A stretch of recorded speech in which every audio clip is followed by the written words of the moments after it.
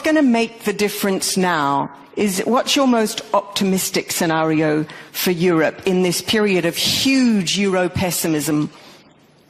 Thank you very much for that question.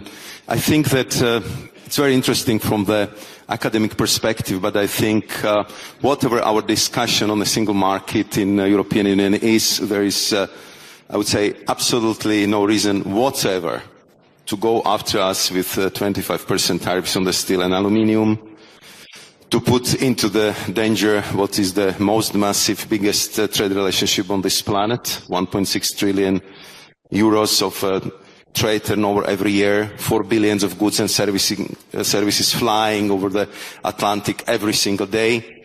The fact that Europeans from their pension funds and saving accounts are sponsoring scales-up startups, Nasdaq companies to the tune of 300 billion in the United States. And to kind of put it under the question mark because of trade deficit, which we calculate goods and services is somewhere in the realm of 50 billion, 3% of our turnover. And our trade relationship is so massive that if we start to tinker with it, it would have clearly negative impact on the whole world. It will bring the negative consequences, I would say, for the whole planet. And as also our president said yesterday, I mean, the tariffs are taxes on Americans. They are making, I would say, their life worse off. It costs more to get the goods into the supermarket. It has negative impact on the inflation. And I think that even President Trump acknowledged that the tariffs might be painful, I think he said at the beginning. So I am asking my American partners, why do we have to go through this pain? If there are other issues on the table, let's sit together, let's resolve it. If the 50 billion is a problem, if the cars are the problem, if the soybeans are the problem, if the LNG is the problem, anything you want to discuss, we are ready to discuss it, because we believe that as the closest allies, and I agree with our Canadian minister that Canadians and Europeans are the best allies Americans have, and I think it's very important in this fragmented world which we are discussing yesterday, today, and I'm sure tomorrow.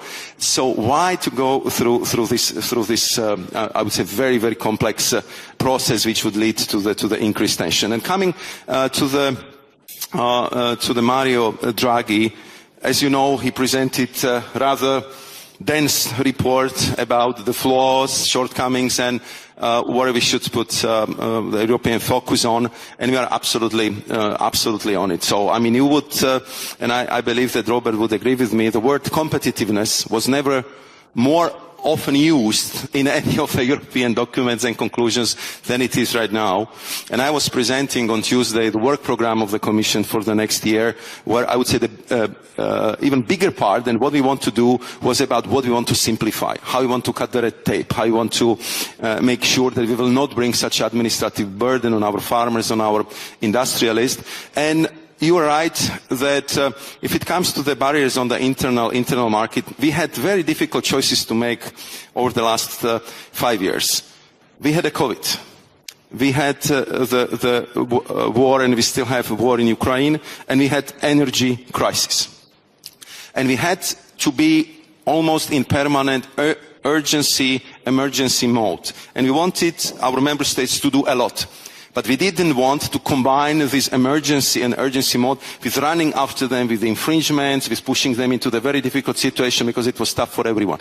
But we realized that we need to reinvigorate our single market. Indeed, there are still a lot of barriers which we can and we should get rid of. We still, with Robert, we had many discussions about the bottlenecks on interconnectors if it comes to the electricity, which is kind of preventing us for better sharing of the renewable energy. We still have, of course, a lot of bottlenecks on our gas networks and so on and so forth. So it's really a lot of things to work on.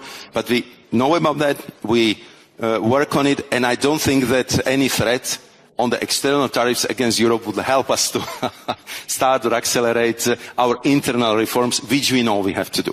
So what will? If the robust unilateralism from across the Atlantic isn't helping you as first executive vice president move on that, what do you think will? Because normal times don't seem to be working. I think that we clearly got the message, I mean, from our businesses and from our citizens than the last year. We see that we are lagging behind the United States if it comes to the productivity, to the efficiency. We are spending almost the same amount of money if it comes to the basic research, but we are very poor in startups, in scale-ups, and sometimes, you know, also our competition policy was kind of oriented to the situation which was there 5 to 10 years ago. So we have to really look at some of, I would say, the fundamental rules in the European Union to adjust it to the new reality, and we are absolutely conscious of that. And Robert would be the best witness here, because every single discussion of the economic ministers or the finance ministers is about competitiveness. We are getting a lot of pressure from our member states, from our economic stakeholders to reform, reduce administrative burden, be more flexible, and I know all the abbreviation, all these most cumbersome rules and regulations we put into our books by heart, and we recognize that we need to deliver on dramatically simplifying the way how we do business in the European Union. Thank you so much, Executive Vice President.